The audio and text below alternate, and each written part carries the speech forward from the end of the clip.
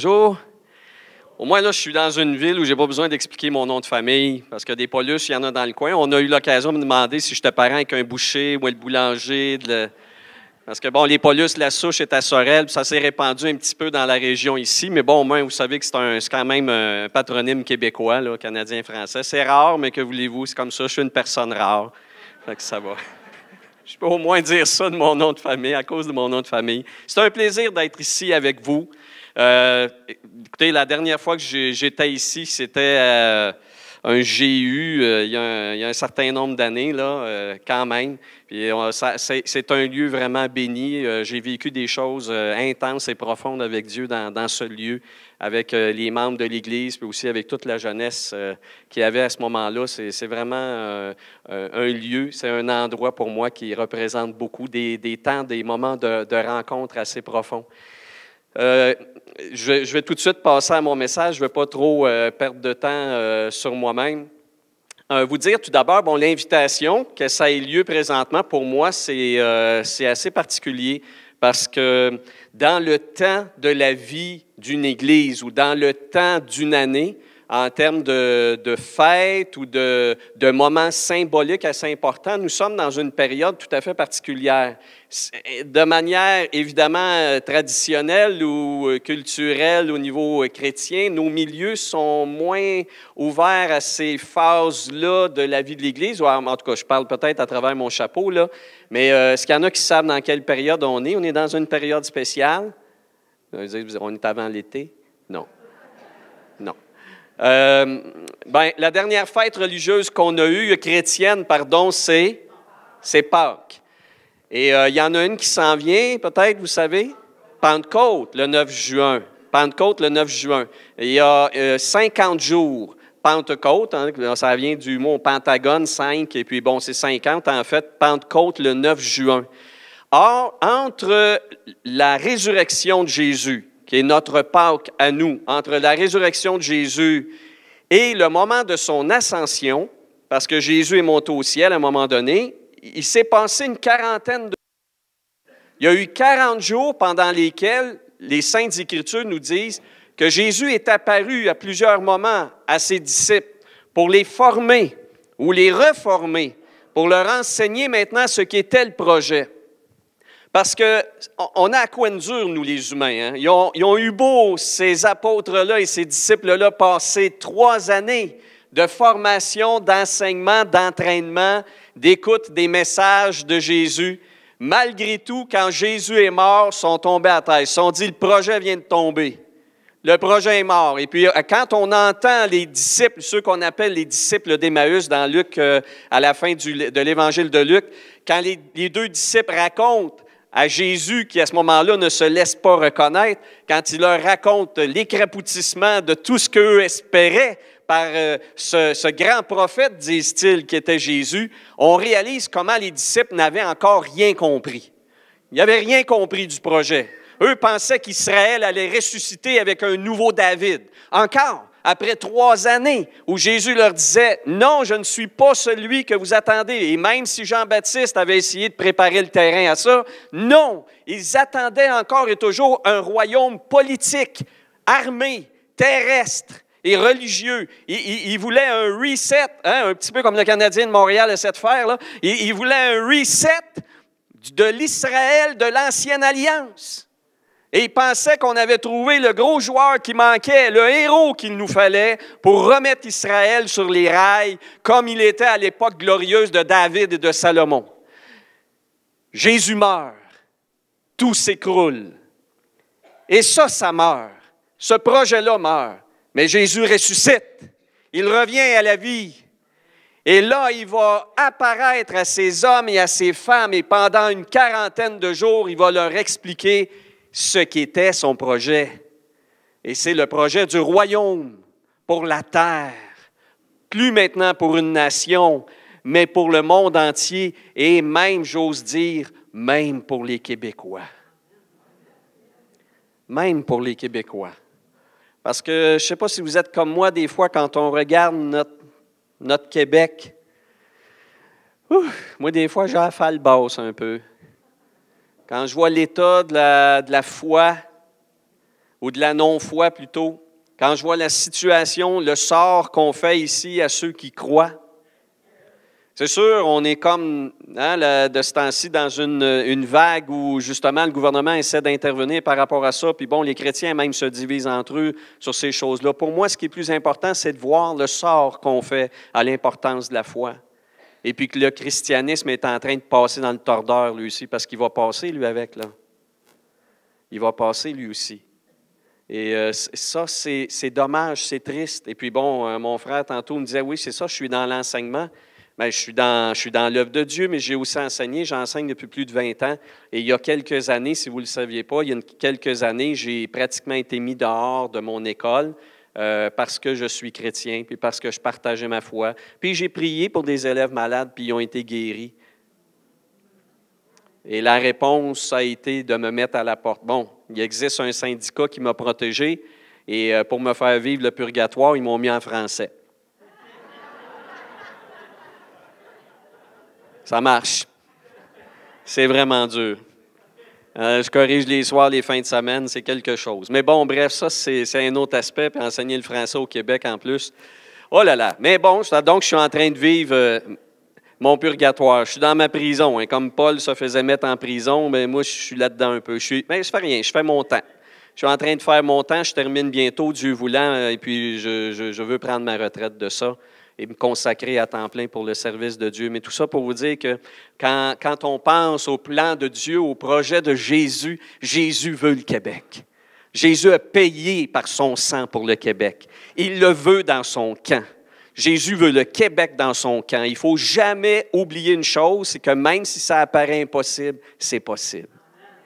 C'est possible. C'est possible que cette province-ci soit virée bout pour bout, comme une crêpe dans le poêle. Ça peut changer de bord tout d'un coup. Il peut arriver quelque chose et la population va se tourner vers Dieu. Malheureusement, c'est souvent des malheurs, mais peu importe, nous, on est prêts à tout. Vous êtes prêts à tout? Que nous soyons prêts à tout. Prêts à tout. Et quand le moment va venir, qu'on soit là comme des héros, comme des témoins, puis comme des bergers aussi qui allons accueillir ces brebis égarées qui vont venir en grand nombre. Parce que les temps sont vers la fin. Si vous ne le saviez pas, je vous l'annonce, les temps sont vers la fin. Je ne vous donnerai pas de date, mais les temps sont vers la fin. Et dans les temps qui sont dans la fin, Dieu, dans son grand amour, va rapatrier ceux qui sont à lui. Puis on doit être à ce moment-là les bras grands ouverts et prêts à les accueillir. Il faut croire que Dieu a un cœur pour cette province. Et il n'en a pas fini avec elle. Il n'en a pas fini avec elle. Et ce matin, donc, moi, je suis devant vous pour vous dire ceci. On est dans cette période qui s'appelle les 40 jours, avant l'Ascension. L'Ascension, sur notre calendrier, là, c'est le 30 mai prochain. Mais je voudrais vous dire ceci, c'est que pendant cette période-là, ça a été une longue période de prière pour les disciples. Ça a été une longue période de prière. Jésus n'était pas là constamment avec eux. Il arrivait comme ça, comme un cheveu sur la soupe. Il apparaissait dans leur salle et puis là, il les enseignait ou il apparaissait sur le bord de la plage. Vous connaissez les évangiles, vous allez voir ça.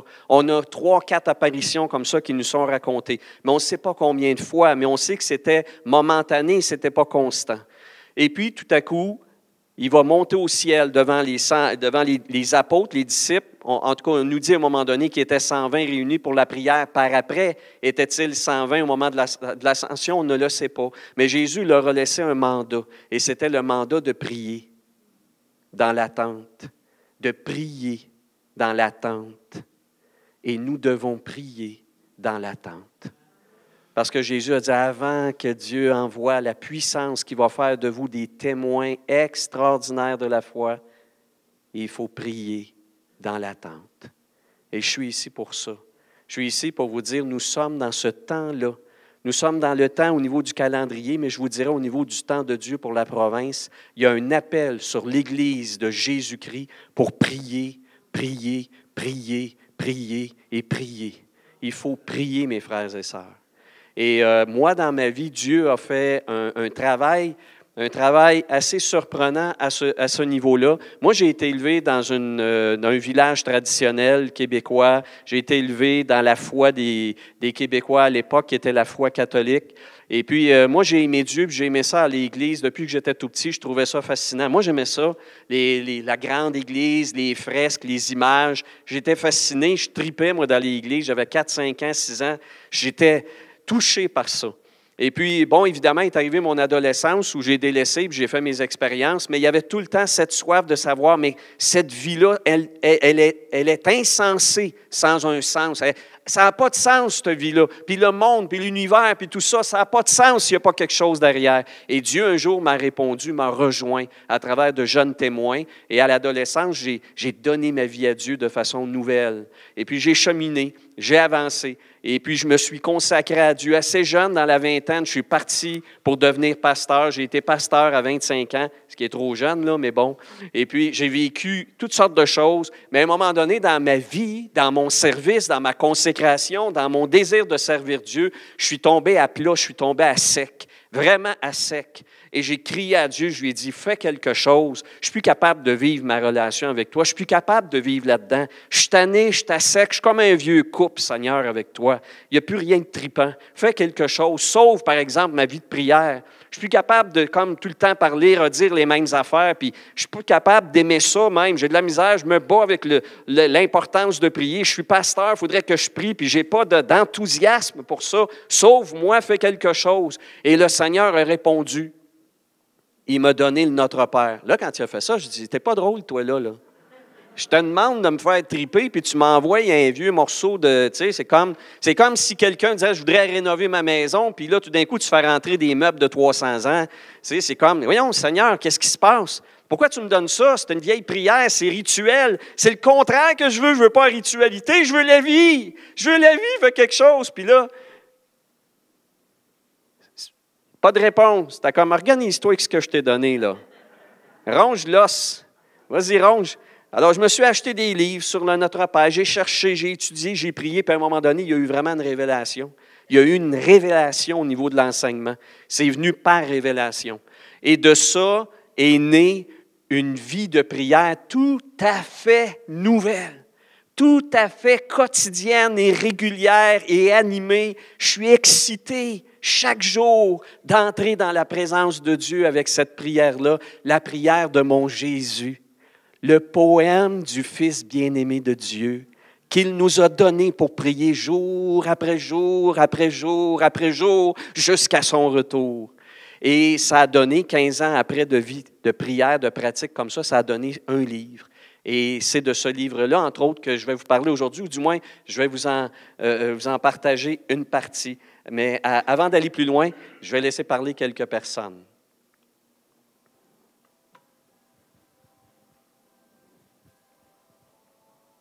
Il n'y a pas beaucoup de son? J'ai été vraiment déstabilisée, mais je dirais agréablement surprise. Je pensais effectivement que je pourrais lire ce livre-là en une semaine ou deux. Eh bien non, c'était vraiment un livre sur lequel j'ai dû m'attarder un peu plus, que j'ai pu méditer, puis qu'à chaque jour dans ma lecture quotidienne, à travers que ce soit des passages versets bibliques qui étaient comme mis sous référence, ou que ce soit des textes plus poétiques qui étaient insérés à l'intérieur, ça te portait vraiment à réfléchir. Étant chrétienne, c'est sûr que c'était une prière que je respectais, que je disais avec amour. J'ai redécouvert le Notre Père d'une façon insoupçonnée finalement. C'est une prière que je connais depuis ma tendre enfance. Ce livre m'a touchée par la rigueur de l'auteur dans la recherche de la vérité. Et pour moi, c'est une expérience personnelle qui m'a amenée à changer ma vie de prière avec le Père. Et finalement, j'ai compris à travers la lecture à quel point Dieu n'a rien laissé au hasard, qu'il y a un plan parfait pour l'humanité, pour ma vie. Et il veut que j'applique ça, cette prière-là, à chaque jour de ma vie.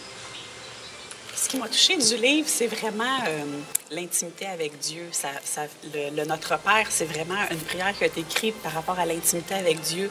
Quand Jésus, en fait, c'est les disciples qui ont demandé à Jésus, enseigne-nous comment prier. Puis Jésus, quand il dit, quand tu pries, rentre dans ta chambre, ferme la porte. Puis c'est vraiment cette intimité-là. C'est ça qui m'a touchée tout le long du livre. Ça a changé toute ma façon de prier. Alors c'est devenu comme beaucoup plus facile. Puis pour moi, le Notre Père, ça a été vraiment une façon de me dire, OK, ben aujourd'hui, je peux juste m'attarder à la première partie, puis la pesanteur de la signification de la phrase est tellement plus grande que juste le mot en soi que je répétais tellement rapidement. Puis là-dedans, ça développe toute une vie de prière. Je pense que ça peut vraiment, la prière individuelle, la prière intime peut vraiment être développée à partir de ça. Je ne vois plus cette prière-là de la même façon. C'est plus une prière que je fais avec des mots répétitifs finalement. Je m'aperçois que je peux appliquer ça, cette prière-là, à ma vie de tous les jours, vraiment que je prends conscience que ça m'aide dans ma marche avec le Seigneur. Donc ça a été pour moi une façon de juste dans le quotidien de pouvoir m'arrêter puis me dire, OK, ben juste sans nécessairement lire la prière au complet, mais une partie, à juste pouvoir prier autour de cette première partie-là, c'était pour moi une nouvelle conception de Notre Père. En fait, il y a tellement de richesses et de trésors qui se cachent derrière ça. C'est un squelette que Jésus a donné. La prière de Notre Père, c'est pas juste question de mots, mais c'est une question de relation saine et assurée avec le Dieu très haut. Puis ça m'aide à chaque jour, puis je l'applique dans ma vie. J'aimerais tous les chrétiens à lire ce livre-là simplement parce que pour moi, c'est un bon livre de référence. Je pense que chaque chrétien devrait lire ce livre-là pour comprendre à quel point Jésus nous invite à vivre une relation intime avec notre Père Céleste. Donc vraiment, pour mieux nous aider à comprendre Notre Père, je conseille à tous les chrétiens d'avoir ce livre-là en référence. On peut suivre l'auteur, comment il en est arrivé à écrire ce livre pour nous le dévoiler avec tout son cœur. Les nouveaux dans la foi devraient lire ce livre-là parce que ça donne vraiment un élan pour la prière quand tu es toute seule, pour la prière individuelle. Puis aussi, peut-être des chrétiens de longue date qui ont perdu la flamme puis qui ont besoin de retrouver le feu de l'intimité avec le Père. C'est vraiment une bonne lecture, c'est vraiment un bon livre. Puis en approfondissant cette marche-là avec Dieu, bien, à ce moment-là, on va être juste heureux. Puis c'est ce que de Notre Père, la prière enflammée nous permet de comprendre et de vivre. Alors, assurément qu'on va être béni en lisant ce livre-là. Puis j'invite tout le monde à le lire. Puis je vous souhaite une bonne lecture. Ma prière, c'est vraiment que cette prière-là du Notre Père devienne une déclaration intentionnelle qui va vraiment amener un feu incroyable dans toute la francophonie et même au-delà des frontières.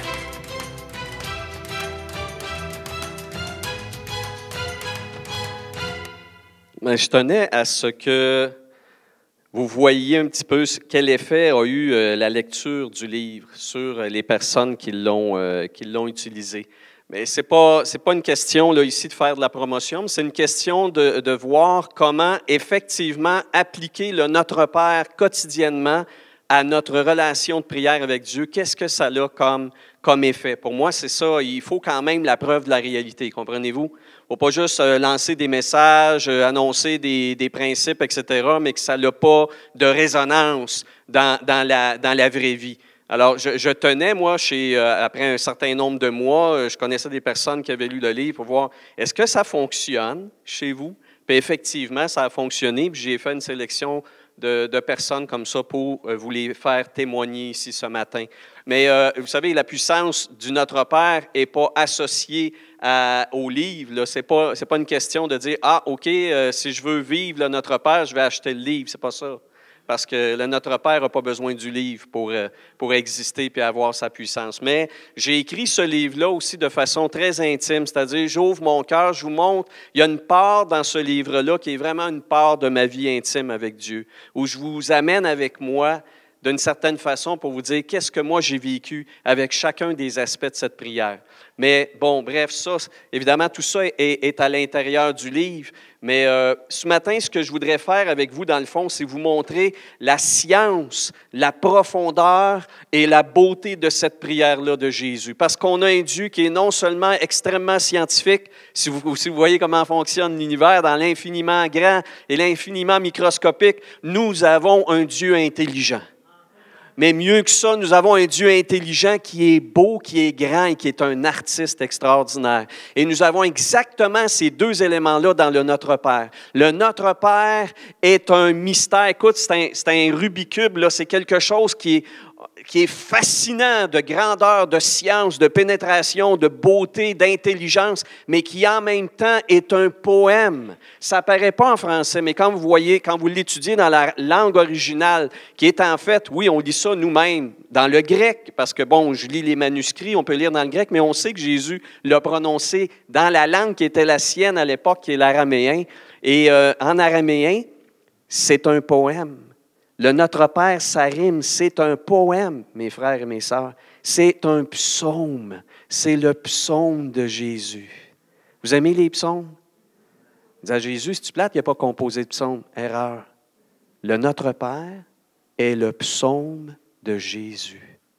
Et quand vous priez le Notre Père, vous êtes assis en Jésus, à la droite de Dieu, à soupirer avec amour ces paroles-là qui sont un psaume, une chanson dans l'oreille de votre papa. Est-ce qu'il peut pas, il n'y a aucune parole qui peut être plus belle. C'est pas que je veux dire, taisez-vous puis dites pas d'autre chose, mais quand même, pensons-y. C'est le psaume du Fils bien-aimé de Dieu. Et Jésus nous dit, priez ainsi.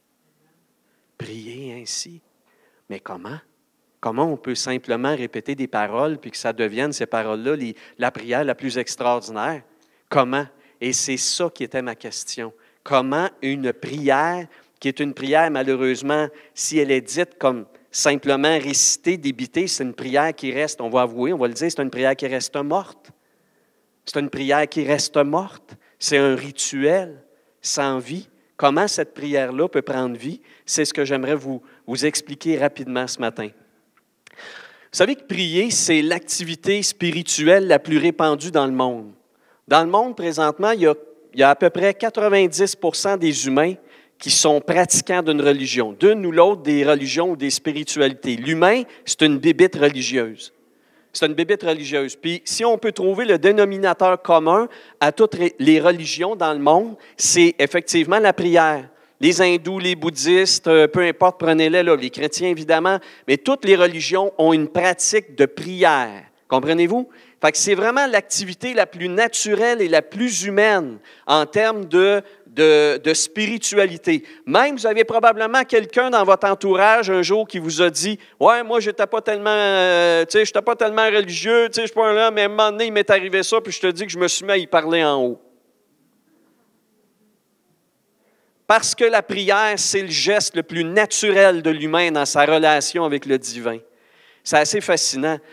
Dans le monde chrétien, parce que je voudrais m'arrêter plus particulièrement au monde chrétien, il y a 55%, j'ai les statistiques ici, pardon, je vais juste prendre ma feuille, d'un survol qui a été fait dans le monde par l'Institut Barna en 2006. Ça date un peu, mais c'est quand même dans notre période, c'est contemporain.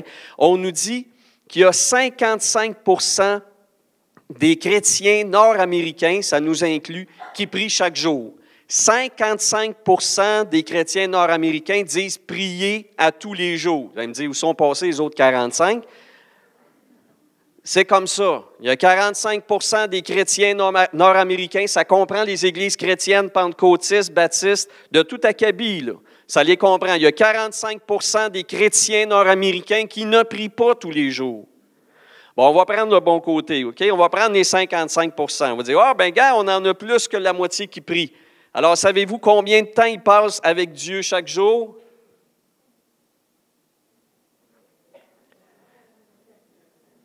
Il y en a qui le disaient, je l'entendais, 5 minutes. Alors, parmi les 55% qui prient chaque jour, la majorité avoue que ce n'est que pour quelques minutes, arrondissant à 5. Et quel est le type de prière qu'ils pratiquent pendant ces 5 minutes-là? Des listes de prières, toujours les mêmes. Puis c'est souvent fait au cours de gestes réguliers, avant le repas, au petit déjeuner, avant de se coucher. Donc, il y a des moments particuliers où ils savent que, bon, traditionnellement, ils vont prier, merci Dieu pour la bonne nourriture, etc. Donc, ça, c'est inclus dans les 5 minutes. Puis avant de se coucher le soir, merci Dieu pour la belle journée, on te demande pardon pour nos péchés, veille sur nos enfants, etc. Blablabla. Ça, c'est inclus dans les 5 minutes. Fait que 45% des chrétiens nord-américains ne prient pas tous les jours. 55% prient, et dans les 55, la majorité, c'est 5 minutes, et dans ces 5 minutes, on va convenir qu'il n'y a pas grande relation avec Dieu là-dedans. Ça, c'est l'état de l'Église chrétienne nord-américaine maintenant.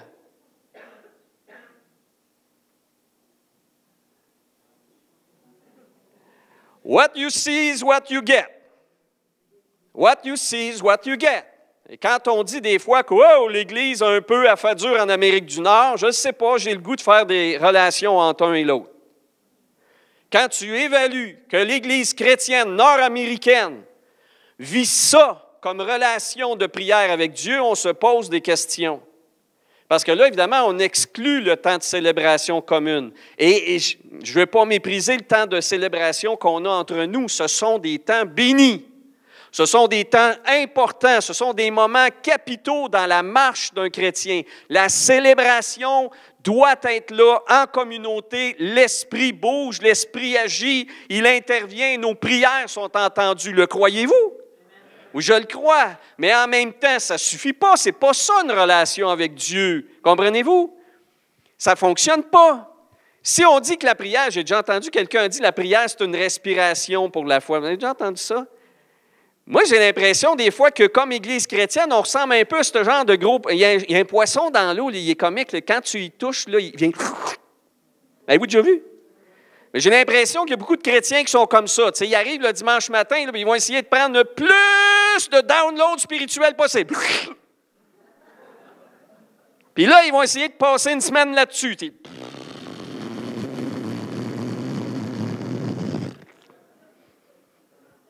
Là, ils arrivent le dimanche suivant, ils sont comme un raisin sec.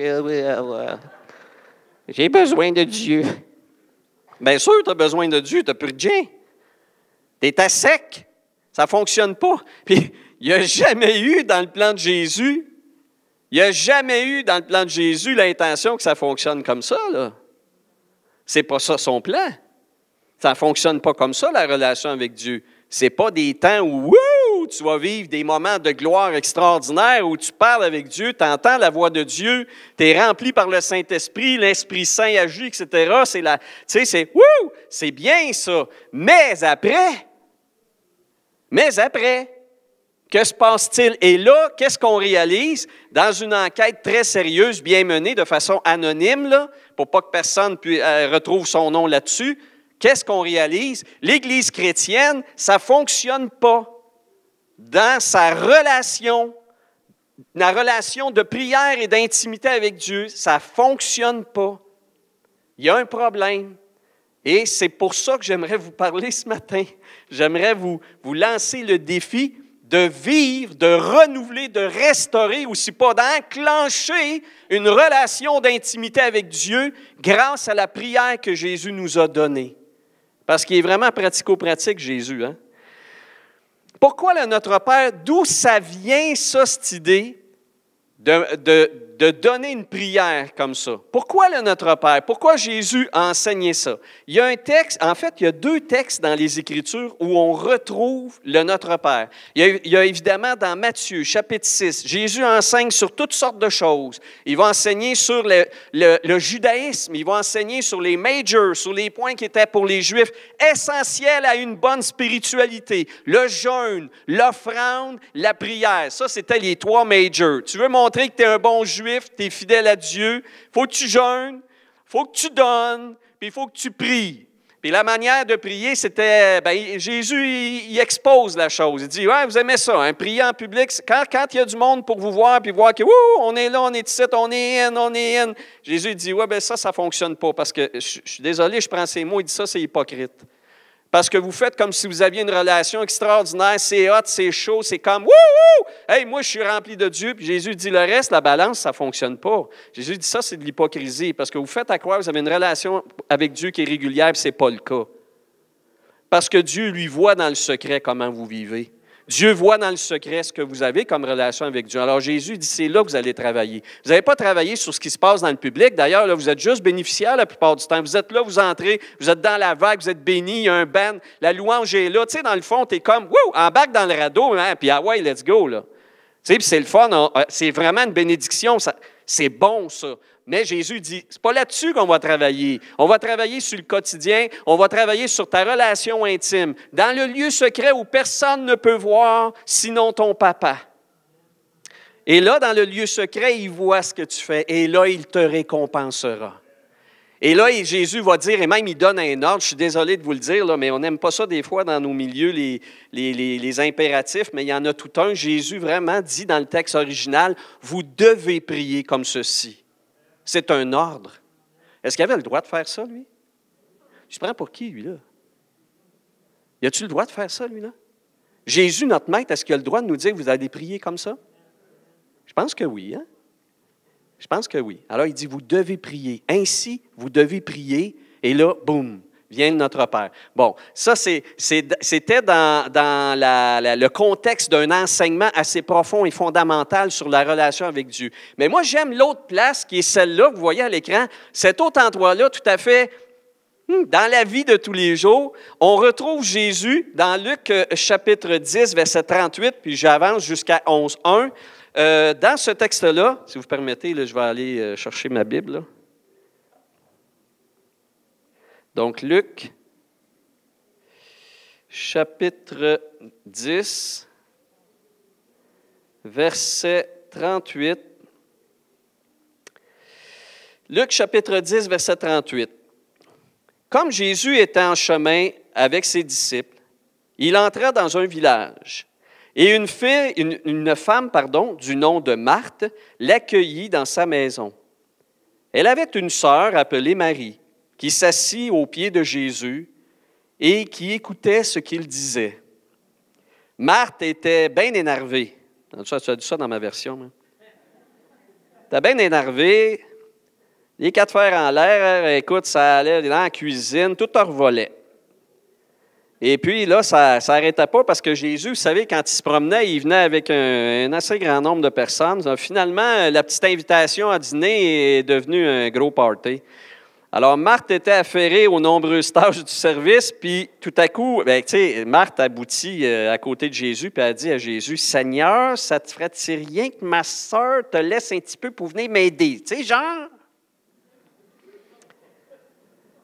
Elle avait un mâchoire un petit peu crispé. Là. Tu sais, ouais, ça parle à travers les dents. Dis-y donc de venir m'aider.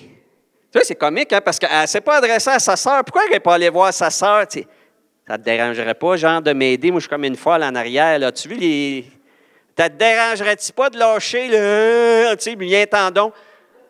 Mais non, Marthe, elle va voir Jésus, c'est quand même costaud, là. Elle va voir Jésus, puis elle lui dit, c'est toi qui vas dire à Marie de venir m'aider, puis elle a l'impression qu'elle ne décollera pas, là.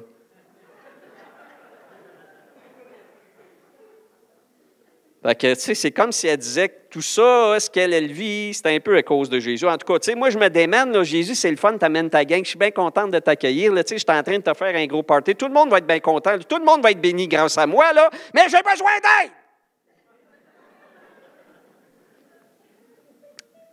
Moi, j'ai déjà dit ça à Dieu quand j'étais jeune pasteur, dans le style un peu, tu sais. Moi, j'en fais, là, j'en fais, ça fait que, tu sais, donne-moi un coup de main un petit peu, là. Me démène, moi, là, pour ta gang. On est de même, des fois. Fait que Jésus, c'est le fun, tu sais. Jésus la regarde, puis il dit, Marthe, je trouve que tu t'inquiètes, puis tu t'agites pour beaucoup de choses. Qu'est-ce que tu veux-tu que je commande du béni, là? C'est quoi, là, le problème? Tu t'inquiètes et tu t'agites pour beaucoup de choses, parce qu'il faut que ça mange, ce monde-là. Marthe, c'est parce qu'il y a juste une chose qui est nécessaire. Et j'aimerais ça te dire ceci, c'est que Marie, elle a choisi la bonne part. Puis cette part-là, ça ne va jamais lui être enlevé.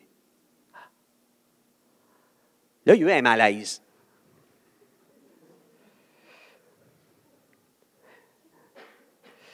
Il y a eu un malaise, savez-vous, il y a eu un malaise même parmi ses disciples. Parce que, bon, tout ça, ça s'est fait en public. Hein. Tout le monde est là, tout le monde est proche. Parce que quand même pas, une maison, c'est quand même pas une salle comme ici, là. Fait que c'est compressé, c'est tout tassé, ce monde-là. Là. Puis Marthe, elle arrive, puis elle fait ça en public, puis Jésus, il répond en public, puis là, les autres sont là. Puis les disciples, eux, qui voient comment Marthe s'agite et s'active, puis il veut faire les choses pour eux, eux vont être bénéficiaires de son repas. Ils trouvent ça extraordinaire, eux. C'est bien de servir Dieu. C'est bien de servir Dieu. C'est bien de servir Dieu. Puis là, c'est comme Jésus dit, ouais, c'est bien, mais il y a mieux. C'est comme... Marthe, parce que Marie, elle est assise, parce que Marie, elle t'écoute, parce que Marie prend du temps avec toi, c'est mieux. Mais là, nous, on se sert, nous autres aussi, on se démène, nous aussi, Jésus. C'est comme, je ne sais plus quoi faire. Et le verset suivant, c'est tout de suite ce qui s'est passé le lendemain. Le lendemain, Jésus priait dans un certain endroit.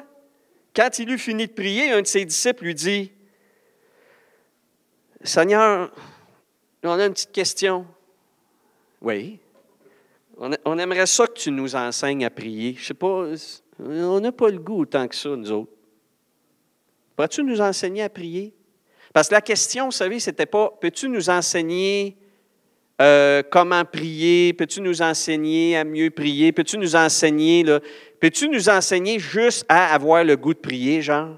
Parce que toi, c'est bien spécial, tu prends du temps avec Dieu tous les jours. Bien, c'est sûr, tu es un maître, tu es un maître de la loi, tu es notre rabbi, tu sais, ça fait partie de ça. Mais on dirait en plus de ça, tu as de l'air à triper là-dessus, puis tu as de l'air à reconnaître ceux qui tripent là-dessus. Genre hier, là. Hier, il y a eu malaise, là.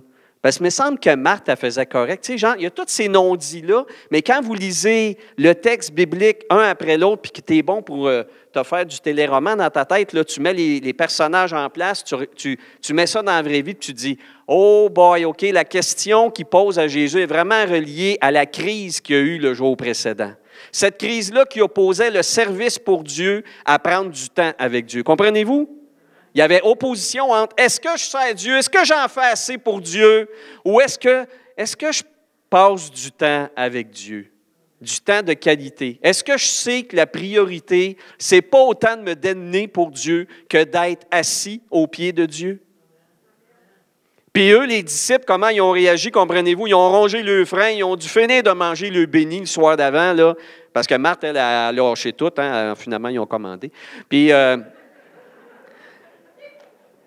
mais tu sais, le lendemain, là, quand il y a eu une grosse discussion, vraiment, les disciples, ils ont dit que c'est parce que là, nous autres, on se donne comme des malades, je ne sais pas, là, moi, je ne comprends plus rien, si c'est pas ça, c'est beau de s'asseoir et faire de quoi, mais tu sais, si on s'assit, il n'y a rien qui va se faire, je ne comprends plus rien. Puis là, le lendemain, Jésus qui est encore à part, qui prend du temps avec Dieu, qui prend du temps, puis là, les autres disent, je ne sais pas comment ce qu'il fait, lui, là. On est bien occupé, là. Comment il fait, lui? Puis là, ils vont aller le voir, puis ils vont dire, « Je sais pas, peux-tu nous donner ton truc? C'est quoi ton truc? Comment tu fais, toi, pour prier comme ça? Peux-tu nous enseigner comment tu fais? » Puis spécialement, ils vont lui dire, et là, je termine là-dessus sur la lecture, là, ils vont lui dire, « Peux-tu nous enseigner comme Jean le Baptiste l'enseignait à ses disciples? » Et là, Jésus va répondre comment? Jésus va répéter le Notre Père. Il va donner le Notre Père encore une fois. Parce qu'il l'avait donné déjà. Matthieu nous dit qu'il l'avait donné au début de son ministère. Mais le contexte, comprenez-vous, est super important. Donc, c'est comme ça que le Notre Père s'est donné. Le Notre Père, c'est, vous voyez, la prière du Maître. C'est quoi ça, une prière du Maître?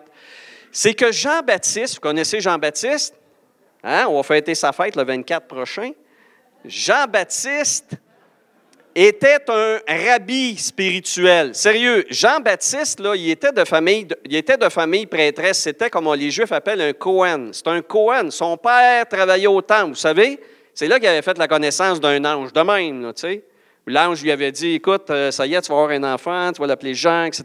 Bon, alors Jean, il était de famille Cohen. C'était un Cohen. Sauf qu'il était bien spécial. Au lieu de servir au temple, lui, il s'est en allé dans le désert. Et puis, il y en a qui l'ont suivi là, pour chercher la face de Dieu. Non pas au temple, mais au désert. Dans l'intimité, dans le retrait. Il avait compris, lui. Et les disciples de Jean s'étaient fait enseigner une prière parce que, vous voyez, ils ont dit ça à Jésus, ils ont dit « Enseigne-nous à prier comme Jean l'a fait avec ses disciples. » Et là, nous, on lit ça, puis on dit « Ah, tiens, regardons, il donnait des cours de prière. » Non, non. C'est que dans la tradition juive, je vous le dis, là, dans la tradition juive, un rabbin spirituel, un chef spirituel va avoir sa prière. Me suivez-vous? Il va enseigner sa prière. Dans le judaïsme, là, il y a des prières comme ça que des maîtres spirituels vont composer un psaume, une sorte de psaume de prière, et ses disciples vont se faire reconnaître dans le judaïsme comme étant ceux qui pratiquent la prière de ce maître-là. Me suivez-vous? Et là, on ne sait pas c'était quoi la prière de Jean. On ne sait pas. Elle n'est pas restée pour la postérité, mais il y a une chose qui est claire, c'est que les disciples qui étaient avec Jésus, il y en a certains qui avaient été disciples de Jean-Baptiste. Ils avaient été, eux, disciples de Jean-Baptiste, drillés, formés par lui, etc. Et eux, à un moment donné, ils vont dire à Jésus, « Je pense qu'il est le temps que tu nous enseignes ta prière de maître. » Et Jésus va leur donner quoi?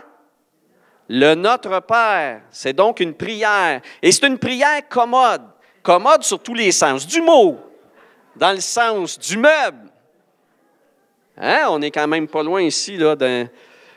Alors, dans le sens du meuble et dans le sens aussi que c'est pratique, c'est pratico-pratique, parce que chacune des phrases, il y en a 7, il y a 7 phrases dans le Notre Père, chacune des phrases m'invite à entendre ce que l'Esprit me dit en rapport avec cette prière-là. Quand je dis « Notre Père qui est aux cieux », ça c'est l'ouverture, « Que ton nom soit sanctifié », c'est la première requête, « Que ton nom soit sanctifié ». Là, ce n'est pas le temps de passer à la suivante, là. Regarde ce qu'il y a dans le tiroir. Là, tu prends le temps de respirer, là. Que ton nom soit sanctifié. Et t'invites le Saint-Esprit à dire, qu'est-ce que tu as à me dire aujourd'hui ou qu'est-ce que tu veux dire à Dieu à travers moi aujourd'hui avec ça? Et c'est comme ça que la prière devient nouvelle à chaque fois. C'est l'Esprit qui donne vie. C'est l'Esprit qui donne vie. Et la même chose, chacune de ces requêtes-là m'invite à dire à Dieu ce que moi je veux y inclure. Donc, j'écoute le Saint-Esprit sur ce qu'il a à me dire sur cet aspect-là très important. Et moi aussi, en retour, je déverse ce que je trouve dans mon cœur en rapport avec cet appel-là. Parce que chaque requête est une porte que j'ouvre, est un tiroir que je tire. Et là, je vais recevoir et y mettre des choses. Le Notre Père fait entrer notre vie entière dans la dimension totale du royaume. Et ça, c'était une des découvertes que j'ai faites. Je vais vous le montrer dans quelques instants. Chaque requête, il y en a 7. Pensez-vous que ça a tombé comme ça par hasard? Pas du tout. Pas du tout. Chaque requête du Notre Père nous fait prier avec Jésus pour que nous entrions dans le palais royal, que nous nous assoyions à sa droite. Et chacune de ces requêtes-là, chaque phrase ouvre un aspect clé illuminant notre témoignage dans le monde. Parce que, moi, ça a été la révélation, c'est que le Notre Père s'installe exactement sur le chandelier sacré qui s'appelle la Ménorah. Combien il y a de chandelles sur la Ménorah? Il y en a 7. Et c'est un chandelier qui illumine. Jésus a dit, vous êtes la lumière du monde, que votre lumière brille devant les hommes, afin qu'ils célèbrent la gloire de votre Père céleste. Et quelques versets plus loin, il dit, on allume la lampe pour la mettre sur son support, et le mot original réfère à la Ménorah. Ce n'est pas une lampe, ce n'est pas un chandelier, une branche, là. C'est vraiment Jésus référait à la Ménorah, le chandelier sacré. Le chandelier à 7 branches. On allume la lampe pour la mettre sur le chandelier sacré et elle éclaire toute la maison. Faisant ainsi, Jésus fait un lien direct entre le témoignage de l'enfant de Dieu dans ce monde et le fait qu'il doit briller de la même façon que la Ménorah à 7 branches. D'ailleurs, on retrouve la même symbolique dans le livre de l'Apocalypse au chapitre 1, versets 13 à 20, où Jean a la vision de Jésus qui est au milieu de 7 chandeliers d'or. Et ces chandeliers-là, le mot original, c'est Ménorah. C'est les 7 chandeliers à 7 branches. Et qu'est-ce qu'on voit plus loin? Chaque chandelier représente une église. L'Église est la lumière du monde. L'Église doit témoigner de la lumière de Dieu. L'Église doit vivre tous les aspects du royaume. Et ça, c'est exemplifié, c'est manifesté dans la prière du Notre Père.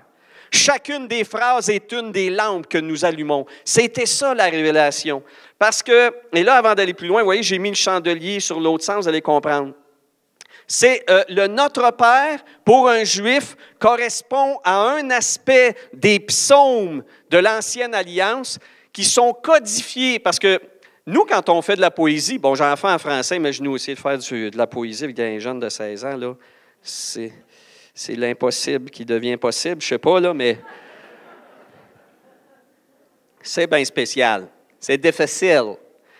Chez les Juifs, la poésie ne fonctionnait pas du tout comme en français. Nous, en français, on travaille sur on appelle ça les pieds, les syllabes. Il faut que les terminaisons se rejoignent, terminaisons embrassées, tout ça. C'est assez compliqué. Chez les Juifs, bien, c'est compliqué aussi, mais c'est autrement. C'est-à-dire que chez les Juifs, la résonance de la phrase n'est pas dans le son que tu entends, mais la résonance de la phrase que tu écris est dans le sens d'une autre phrase qui va être en parallèle avec elle. Et on appelle ça le parallélisme. Il faut qu'il y ait un parallélisme entre un énoncé et un autre, soit qui lui ressemble ou qui lui est contraire. Et puis ça, c'est compliqué. Je n'ai pas le temps ce matin de vous expliquer. Et ces parallélismes-là entre une phrase et un autre, par exemple, les proverbes, c'est plein. Ils vont dire, le proverbe, il fait un énoncé, l'insensé dit toutes sortes de paroles, et puis, tiens, celui qui se tient avec, il n'est pas mieux. Proverbe de Christian Paulus. Mais bon, en tout cas, peu importe, là, je viens de vous en faire un d'être de là. Mais comprenez l'idée. L'idée, c'est que tu énonces une pensée, et là, la deuxième, pour faire de la poésie hébraïque, on appelle ça de la poésie de sagesse, il faut que la deuxième phrase, pour que ça soit vraiment un écrit poétique, c'est pas la terminaison qui compte, c'est l'idée. L'idée, est-ce que ça répète, est-ce que ça emphase, est-ce que ça s'oppose, etc. Et quand tu prends le Notre Père, tu réalises que c'est exactement ça. Et pire que ça, pour faire de la haute voltige poétique, pour faire vraiment un psaume, là, un psaume capoté, comme diraient mes jeunes, il faut qu'en plus tes pensées s'installent dans un système qui est la première est en lien avec la dernière parole de ton psaume, la deuxième avec l'avant-dernière, la troisième avec l'avant-avant-dernière, puis là, à un moment donné, il y en a une qui s'installe dans le milieu, là, ça, c'est comme « ouais ». Ça, là, c'est comme « wouh ». Et ça a un nom, ça s'appelle un chiasme. Ça s'écrit chiasme, mais ça se dit chiasme. En tout cas, un coup mal pris là, au Scrabble, ça pourrait vous aider à un moment donné. Tout ça pour dire, c'est ça qui est ça. OK? Et à un moment donné, bon, moi, connaissant ça, parce que j'ai étudié là-dessus, sur la sagesse hébraïque, à un moment donné, j'étudie, vous savez, quand Dieu m'a donné ça, il me dit, tiens, arrange-toi avec ça, là. Fait que là, il n'a pas dit ça de même, mais on s'entend, là, il m'a dit, je ne te donnerai pas d'autre chose que le Notre Père, Christian. Je dis, OK. Fait que là, je me suis mis à étudier, j'étudie. À un moment donné, je vois ça, je dis, hein? Mais c'est un psaume, puis c'est un chiasme, la première, la dernière, tout ça. Hein, c'est donc bien malade. Puis là, je me mets à étudier la relation entre la première requête, la dernière, la deuxième, l'avant-dernière, puis je dis, mais c'est parfait parce que là, tu comprends chacune des phrases. Quand tu regardes la première phrase puis tu l'interprètes avec la dernière, tu dis, comme les gens disent, là, je poigne de quoi? Hein, mais là, c'est fou. Puis là, c'est là-dessus. Là, je suis parti. Puis là, je suis parti, puis je me suis mis à écrire, puis à étudier, etc. Puis un jour, quelqu'un me dit, je sais pas, là, mais tout d'un coup, mettons que tu es parti sur une balloune qui n'a pas rapport, Christian, là, tu peux-tu aller vérifier ce genre de choses-là? Je me suis mis à chercher, à faire des recherches sur Internet, voir Notre Père égale un chiasme, etc. Puis là, je suis tombé sur un pasteur suisse qui, lui, témoignait de ça sur son blog en disant « J'ai eu une fraternelle spirituelle dans ma ville en Suisse avec des pasteurs et des rabbins. » Et il dit, je leur ai parlé de la prière de Rabbi Jésus. Non? Quand tu rencontres un Juif, tu ne veux pas trop le provoquer, mais tu dis, parce que bon, les Juifs parlaient de prière dans ce genre de fraternelle-là qu'ils avaient eu, là, une rencontre. Et le pasteur de leur dire, le Rabbi Jésus a une prière qu'il a enseignée, la connaissez-vous? Les rabbins ont dit non, non. Fait que là, il dit, permettez-moi de vous la montrer, pourriez-vous la lire? Eux ont dit oui. Il ouvre Matthieu, chapitre 6, leur fait lire le Notre Père. Ils ont tous réagi de la même façon. Ils se sont regardés en riant. Les Juifs ont dit au pasteur chrétien, « Savais-tu que c'est un chiasme? » Lui, il dirait, « Un chiasme, jeune homme. Tu ne sais pas c'est quoi, toi, hein? Tu es un non-juif. » Alors là, ils lui ont fait la leçon. Ils ont dit, le rabbin Jésus, là, c'est un bon juif parce qu'il vient de vous composer un psaume et ce psaume-là se comprend, s'interprète comme un chiasme de l'Ancien Testament. À terre, la mâchoire. Ramasse ça, se remet ça en place, ça revient chez lui, tout ça. Puis lui, donc, écrit ça sur son blog. Il dit, je viens d'en pogner une, là, les Juifs viennent de m'apprendre de quoi, c'est la prière qui est chrétien. Nous, on récite depuis longtemps, puis on n'a rien compris. On n'a pas compris la profondeur de ça. Alors, imaginez, moi, je suis à l'autre bout, je suis au Québec, je suis chez nous, je lis son blog. Moi aussi, la mâchoire me tombe à terre. Puis là, je dis, merci Seigneur, moi, tu me l'as enseigné par révélation. Mais là, c'est confirmé, je ne suis pas tout seul à être fou. Et si on dépose donc chacune des requêtes sur la Ménorah, ce qu'on découvre en plus de cela, au surplus du fait là, que, comme je vous disais tout à l'heure, la première requête s'interprète avec la dernière, la deuxième, etc. Je n'ai pas le temps de vous parler de ça ce matin. Si vous voulez en savoir plus, c'est dans mon livre. Hey, ça, c'est pas fin, là, mais bon. J'ai pas le temps ce matin, j'ai pas le temps de ça, d'explorer plus avant. Mais vous donnez juste ceci.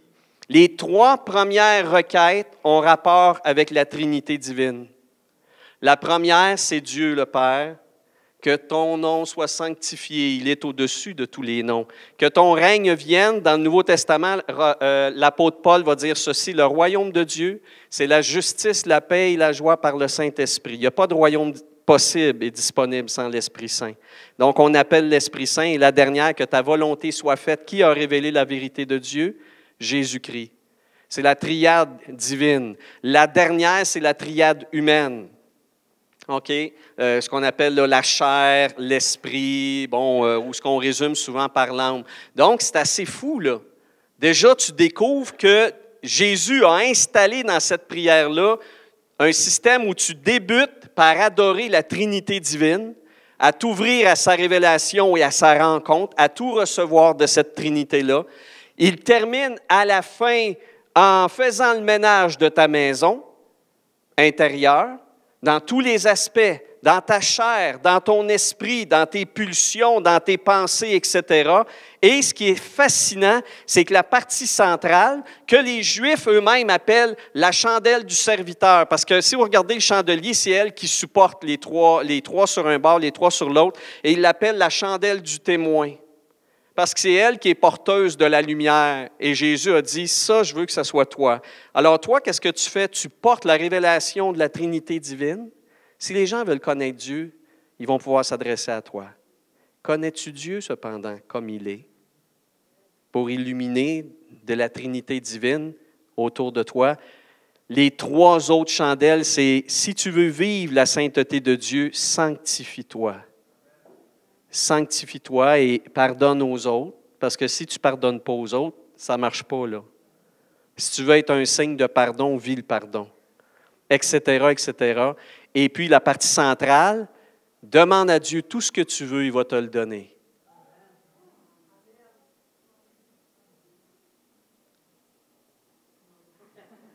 Et là, tu finis ça, tu dis, finalement, on a vraiment fait le tour, là. Là, on a vraiment fait le tour. Avez-vous besoin de quelque chose de plus? On a tout. Le Notre Père nous invite à tout. À tout. Et c'est vraiment tout à fait extraordinaire. La prière du Messie alimente le feu du témoin puissant. Parce qu'on revient à ça, finalement, Jésus nous a demandé d'être la lumière du monde. Jésus a représenté le témoin comme étant un chandelier, une ménorah, dont les 7 lampes brillent dans les ténèbres. Une église même représente cette ménorah-là. Mais une église, c'est pas le bois, c'est pas le chiproc qu'il y a là. L'église, c'est qui? C'est vous. Et si vous voulez être une menorah de Dieu, si vous voulez témoigner pour Dieu, si vous voulez être prête pour le feu de Dieu, pour le réveil de Dieu, pour ceux qui sont dans les ténèbres et qui chercheront la vérité, vivez le Notre Père à tous les jours. Vous le devez, c'est un ordre. On dit c'est un ordre, mais c'est une prescription, docteur. Parce qu'on en a besoin. On a besoin. On ne pourra pas s'en sortir autrement. Moi, depuis que je pratique le Notre Père, c'est ce qui m'a fait traverser. Je vous dis des épreuves, comme les récentes épreuves dans ma vie présentement, ça a été celle que j'ai vécue par rapport à ma mission. Pour moi, l'école, c'était une mission. J'étais pasteur, mais je me suis dit, je veux sortir de mes murs, je veux témoigner. Je suis devenu enseignant dans le monde. Je faisais de la guérilla spirituelle dans le ministère de l'Éducation, tiens. C'est ça que je faisais, mais l'ennemi m'a détroussé, hein? Il m'a saisi. J'ai quand même enseigné pendant 20 ans l'Évangile de Jésus-Christ dans une école publique. Merci Seigneur. J'ai évangélisé, j'ai calculé 6 000, 7 000 jeunes au Québec. Parce que je les avais par centaines et par centaines chaque année. Ils ont entendu le témoignage. J'ai déjà vu de ces jeunes-là, moi, à un moment donné, à Paradoxe. Des jeunes que je n'avais plus revus depuis qu'ils étaient tout petits, 12 ans. Puis je les ai revus à 18 ans, et puis ils étaient là. Ils m'ont dit, « Monsieur Paulus! Hey, vous étiez notre prof de morale, de religion, hein, regardez, puis ce que vous avez fait, là, ça m'a tellement touché. J'ai cherché Dieu, puis je l'ai trouvé. » Alléluia. J'ai été un de ceux qui a semé, mais l'ennemi m'a eu, ça arrive, ça. Mais qu'est-ce qui m'a tenu pendant toutes ces périodes-là, qui ont été des périodes difficiles? Chaque jour, là, notre Père. Chaque matin, rencontrer Dieu dans ma chambre, dans mon lieu avec lui ouvrir mon cœur, chanter, prier, suer, faire tout les temps, mais vivre vraiment cette prière qui fait de moi une menorah vivante autour de moi. Et ça, c'est très, très important. Je vous laisse avec ce défi-là. Qui désire une intimité quotidienne avec Dieu égale à celle du Fils chéri? Je ne pense pas qu'il y a quelqu'un qui va dire non ici. C'est ça que notre Père vous promet. Qui veut briller pour Dieu journellement dans ce monde? C'est ça que notre Père veut vous donner. Qui souhaite être enfin changé de jour en jour dans toutes les dimensions de sa vie? C'est ça que notre Père veut opérer en vous. C'est ça que notre Père veut faire. Alors, moi, j'ai plus d'autre chose à dire, simplement vous dire ceci. Vous n'êtes pas obligé d'acheter le livre, là. Ce n'est pas ça l'idée, là. Mais je vous encourage, je vous exhorte fraternellement à vous placer devant Dieu, puis à dire, Seigneur, il y a sûrement de quoi là-dedans. Ça vient de toi. C'est ta prière, c'est ton poème. S'il y avait un poème que le Fils de Dieu devait composer, c'est celui-là. Puis tu me l'as donné comme prière à chaque jour. Donne-nous aujourd'hui notre pain de ce jour. Quand on dit ça, c'est parce qu'on l'a dit tous les jours. C'est la prière que Jésus nous donne à chaque jour pour restaurer, resetter, appelez ça comme vous voudrez à ce moment-ci de votre vie devant Dieu. Je vous dis ceci, Jésus vous fait un cadeau maintenant. Il l'a dans sa main pour vous depuis longtemps. Il vous dit, veux-tu prier avec moi? Tu ne sais pas prier? Personne ne le sait s'il ne prie pas avec moi, dit Jésus. Et on veut prier avec lui. Moi, je vous invite à vous lever. Je vous invite à vous lever parce que, vous savez, le geste de celui qui se lève dans la prière, c'est le geste de celui qui se rend disponible à Dieu comme un serviteur. Il y a différentes façons de prier, j'en conviens. On peut prier assis, on peut prier à genoux, mais j'aime la prière debout parce que la prière debout, c'est la position du serviteur qui se présentait devant son maître et lui disait, « Que veux-tu que je fasse? As-tu quelque chose à faire? Je suis là maintenant, je suis disponible à toi. » Alors, c'est pour ça que je vous demande de vous mettre debout pour vous rendre disponible au Seigneur. Et nous allons maintenant prier ensemble. Seigneur Jésus, toi qui es le plus beau, le plus grand compositeur que la terre ait jamais porté, toi qui es celui qui est le plus près de Dieu, aucun ange, aucune puissance, aucune créature céleste ou sur la terre n'approche ton intimité avec le Père. Tu es le Fils chéri. Tu es celui qui embrasse le Dieu Tout-Puissant, insaisissable. Toi, Jésus, tu le fais à chaque instant et pour toujours. Tu es son bien-aimé et nous le sommes en toi. Nous le sommes en toi. Nous voulons ce matin entendre ta voix, Jésus. Tu as dit, ainsi vous devez prier. Nous voulons, Seigneur, nous aussi prier. Prier ici, mais surtout prier chez nous, chacun d'entre nous à la maison. Seigneur, nous invoquons l'Esprit Saint afin que chacune de nos maisons, chacun de nos lieux de résidence devienne un temple sacré pour toi. Seigneur, nous invoquons ton nom, nous combattons afin qu'un lieu secret naisse en chacune de nos maisons. Seigneur, nous voulons combattre pour que tout ce qui nous rend affairés, préoccupés, trop préoccupés, Seigneur, que cela cesse au moins une fois par jour et que nous nous retrouvions avec toi, assis à la droite de Dieu, conversant avec Dieu comme avec un Père, parlant au Dieu Tout-Puissant de l'univers comme s'il était bel et bien notre ami, notre Père, qui est aux cieux, au-dessus de tous nos troubles, au-dessus des autorités de notre pays, au-dessus de nos patrons, au-dessus de nos préoccupations, au-dessus de nos impossibilités. Toi, Jésus, tu fais que nous sommes assis dans la possibilité de Dieu. Alléluia. Mais en ce moment, nous combattons et nous prions et nous intercédons afin que cette Église allume les 7 lampes de Dieu, afin que chaque chrétien devienne un témoin brûlant, enflammé pour Dieu. Enflammé pour Dieu en tout lieu. Mais allume ces lampes, Seigneur. Allume-les par ton Saint-Esprit. Descends sur chacun de nous comme au jour de la Pentecôte, faisant de nous une flamme vivante et dansante devant le Tout-Puissant. Flamme vivante, flamme dansante, flamme libre, flamme qui réchauffe les cœurs froids, enténébrés, préoccupés. Flamme qui donne la lumière à ce Québec qui est perdu. Seigneur, nous prions que cette Église soit un lieu élevé, un lieu où tous les gens de la région peuvent regarder s'ils veulent voir Dieu briller. S'ils veulent voir Dieu briller, qu'ils la voient ici. S'ils veulent voir la chaleur de Dieu réchauffée, qu'ils la trouvent dans cet antre ici. Que le feu de Dieu brûle. Le feu de la prière, le feu du Notre Père, au nom de Jésus. Amen. Amen et Amen. Amen. Amen. Alléluia. Merci, Christian. Amen. On va terminer avec un chant.